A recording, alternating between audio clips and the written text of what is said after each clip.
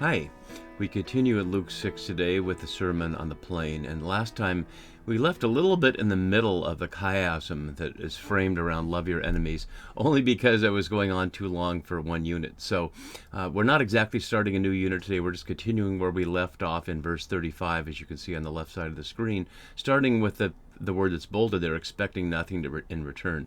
Let's go back a little bit just so you can be oriented around what we're doing exactly here. We're looking at this chiasm here that's framed with love your enemies and love your enemies.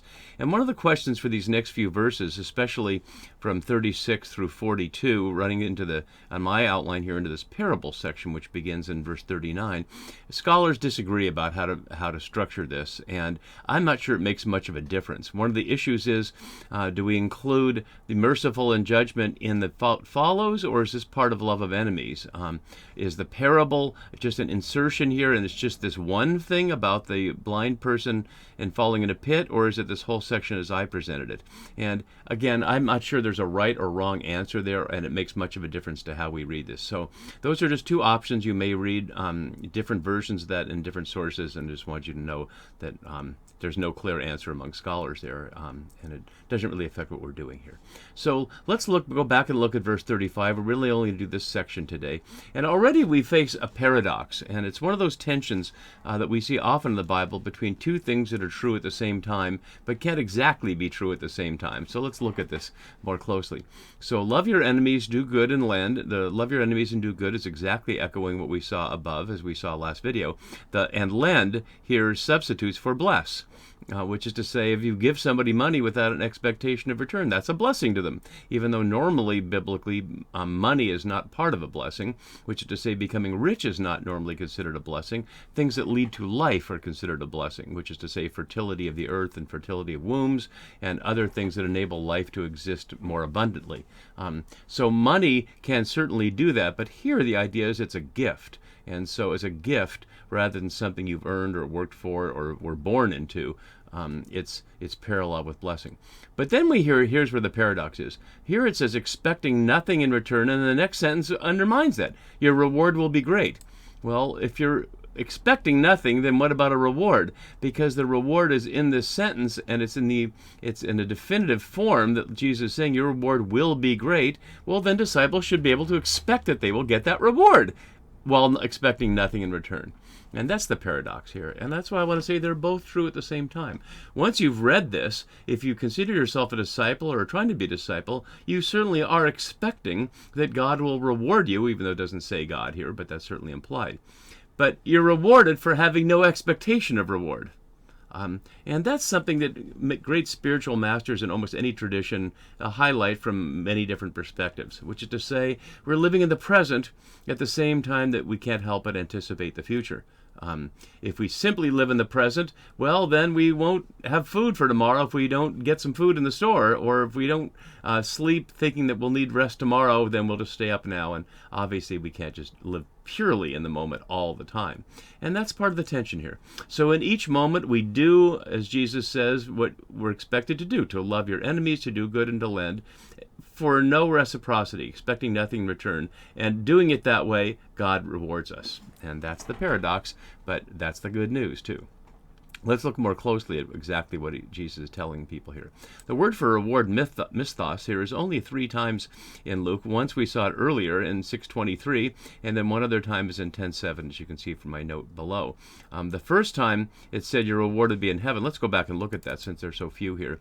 And the context here is when you've been persecuted and defamed. Rejoice in that day and leap for joy, for surely your reward is great in heaven. And then that brings us back down to here. Your reward will be great. It doesn't say where, and that's important to pay attention to. So let's go back and look briefly at the word for misthos. Most of the time, misthos is not a word for reward, like in if you find the fugitive, the government will give you a reward, but simply what we normally think of as wages or payment. And you can see that in the third use here in 10.7. Here, the laborer deserves to be paid, and paid is the word that's translated from misthos here. So wouldn't be a reward here. Labor doesn't deserve a reward, deserve to be paid. And so we'll see that image a number of times of Jesus presenting disciples as laborers or slaves for a rich master who are simply doing what they're expected to do with no expectation of reward. This is repeated many times because it's such a hard lesson, because people so much want to have some kind of immediate response for doing good, either praise or a handshake or a pat on the back or a payment of some kind or another. And Jesus promises, yes, you will get a great payback. You will be called children of the Most High. And perhaps that is the payback. Not money, obviously. God is not paying people to love enemies, but you will get this new status, children of the Most High. And that we need to look at more closely, too. The word for children here is not the Greek teknon, which is the inclusive word for children, but weos here for sons. So it's not like in the Gospel of John, where those who trust in Jesus' name are given authority to become children of God. This is, you will become sons of God, and it's inclusive here in the Greek, because it is not excluding women from this opportunity, but not of God directly, of the Most High. Hoopsistu here, one word for Most High.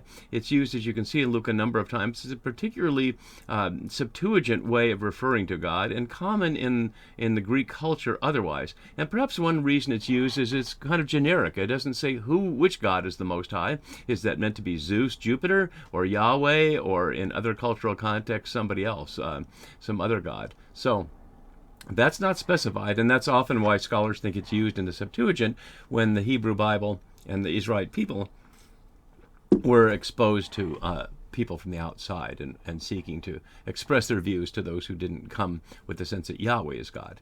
So children of the Most High here, only one other use of Most High in Luke, and it's where a demon names Jesus. But one other place it'd be important to see, and it's in the Septuagint, is from Sirach 4:10 here, and you can see the quote down below. Be like a father to orphans instead of a husband to their mother, and you will then be like a son of the Most High, and he will love you more than does your mother. Notice then that Sirach is presenting the same reward as Luke is presenting here. So once more highlighting that Luke is not offering something new, but fulfilling the scriptures that he inherited from the scriptures of Israel. And the reason for this is that God is kind to the ungrateful and the wicked. The word for kind here is Christos, and it's only used one other time in Luke, in 5:39. But this principle is key here, and this goes to the principle for this entire section of loving enemies. That God isn't kind to those who love God alone, or isn't kind simply to the Israelites, who may or may not love God, but fall into a given category as quote-unquote God's people. But here, God is kind to the ungrateful and the wicked, which to say God is simply kind. It's the nature of God. And I really want to highlight this, especially for those who tend to see the God of the Hebrew Bible or the Old Testament as an angry and judgmental God, whereas the God of Jesus is something different. The only God in the Bible is the God Jesus knows, and that's Yahweh of the Hebrew Scripture. So anything that Jesus is attributing to God here is being attributed to the only God that the Bible knows. So there is no distinction between Yahweh in the Old Testament as an angry God and somehow a more merciful, loving God that Jesus knows. Just the one God. And the word for kind here, Christos, can mean a range of things. It sometimes translates the Hebrew chesed, but sometimes not. And we'll get into that detail in just a minute when we look at verse 36. To the ungrateful, there's a little bit of a wordplay, akaristus here, so Christos and akaristu. So God is Christos even to people who are not, who are akaristus. And the wicked, panaru, generic word for wicked there. So picking two words to say people that ordinarily humans would not necessarily be kind to. People are ungrateful or wicked, but God is. And so because God is, and your reward is to become children of the Most High, which is to say God, then you should be like God and love your enemies and do good and lend, and you should be like God by being merciful, which takes us to the next verse here. So as we move to the next verse, let's look back at the parallel elements in Matthew. Almost everything we have in this section is parallel in Matthew, as we saw last time or time before, not necessarily in the same order. So we see here, be merciful. Instead, it's Matthew puts it in the Beatitudes. His Beatitudes, blessed are the merciful. And then while I'm on this, I might as well continue. Do not judge is almost identical here, but Matthew doesn't have the do not condemn. And Matthew does not have in the Sermon on the Mount forgive, but has it in the so-called Lord's Prayer, which Luke has also. So Matthew doesn't put it in this place here. So moving back to here, let's look closely at this verse. Be merciful just as your Father is merciful. And as my note here from Vincent says, be merciful then precludes deciding who stands condemned under God's justice and who may receive mercy, which is exactly the point of this indiscriminate loving and providing of the good things that God provides that humans should also provide. The verb here is not so much a command to do something that hasn't started, but to continue to do something, to continue becoming merciful. So it's a process that Jesus is calling people to grow in mercy. And now we get to the verbal problem and challenge. So let's look more closely at it from this chart that I made on the right side of the screen. So there are two word pairs here that are important. Mercy here with graciousness. This is in the Hebrew scripture in the Septuagint, not in the text of Luke. And then also along with that, a steadfast love and faithfulness. So I've color-coded these so that every time we see oiktirmon, the Greek word he used here for mercy, we see it in blue. But also the Hebrew original of that I've translated in blue, and the same thing for these other colors. So the blue and the green are one pair, and the red and the orange are another pair. And here's where the challenge is. So Luke uses oiktirmon here twice in this verse, be merciful as God is merciful.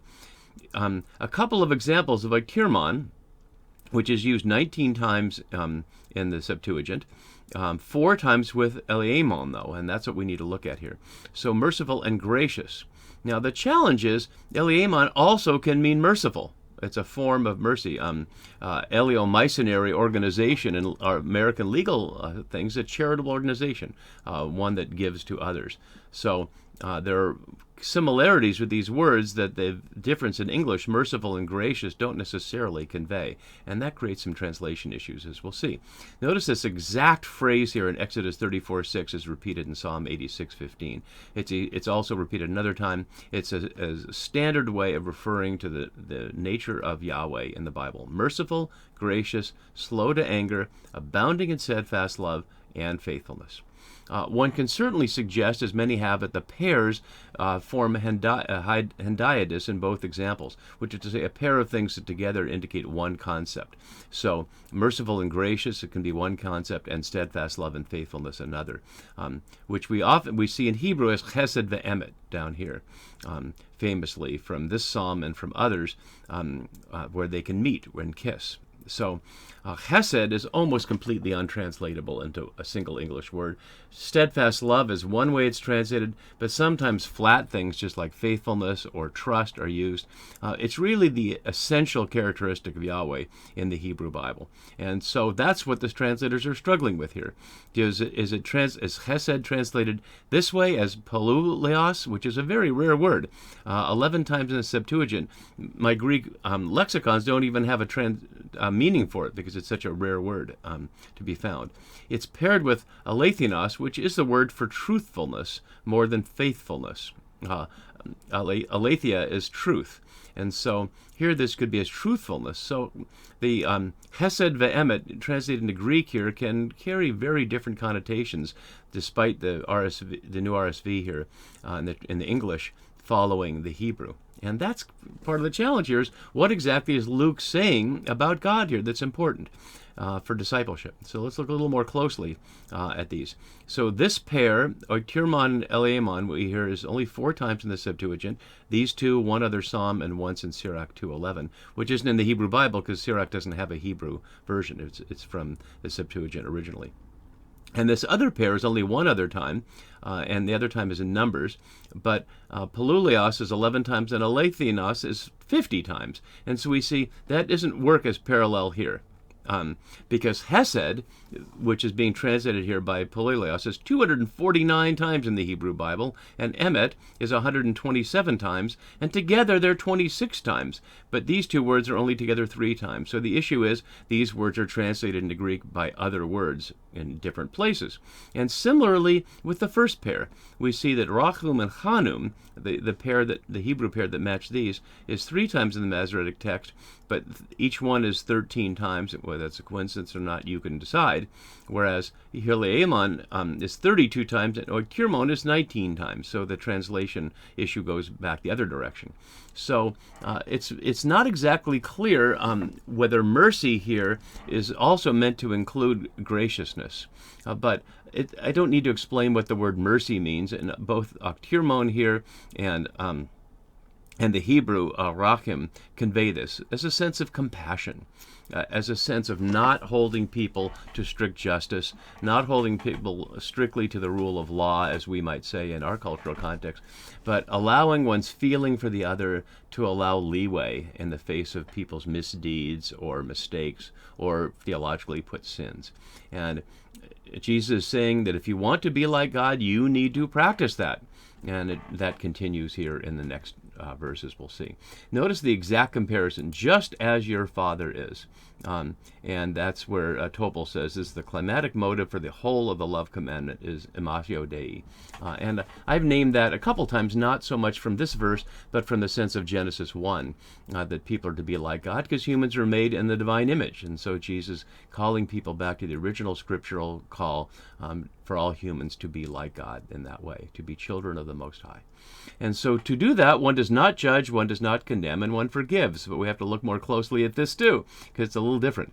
One can look at this negatively after seeing how people are supposed to be like God, to love and to do good and to lend and to be merciful. Now there's the negative things. Do not judge and do not condemn. But of course, God does judge, and it's essential that God judges, because otherwise we don't have a distinction between what's right and wrong, except for our own minds or the law or social custom or things like that. So the word for judge, krino, here in the form krenete, is the first use of it in Luke, and we see it's only a few other times. And Joel Green notes, similarly to what we saw from Topol in the previous quote, the issue is not to predetermine who might be the recipients of their graciousness. So parallel to here, that God is kind to the ungrateful and the wicked, and so therefore one should stop judging. Luke Timothy Johnson adds, similarly to the tense about being merciful, stop judging and stop condemning, parallel to continue being merciful, as we saw there. So they're active stances, not just prohibitions.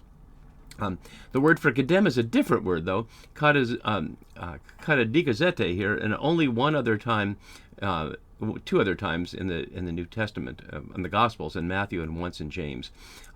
It's distinguished from judge as to past sentence, according to the Lolita lexicon here.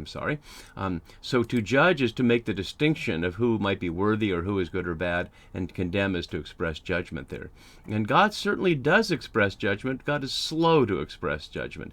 But humans are not to do it at all.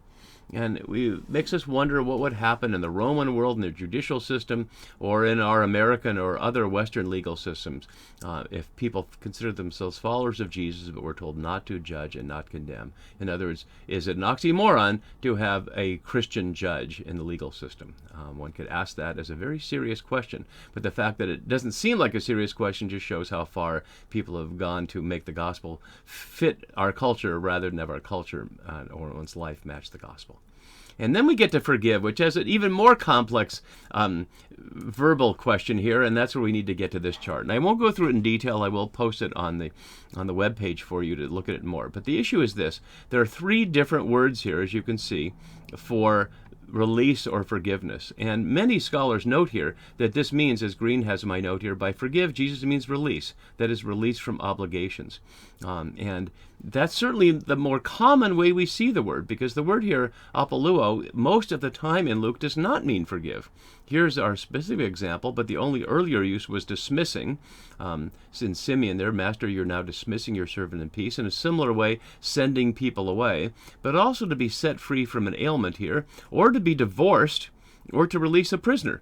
So most of the time it means releasing somebody for better or for worse. The divorce one isn't meant to be positive, but obviously being set free from an ailment or to be healed and set away is positive there. And to be released from Pilate is certainly positive.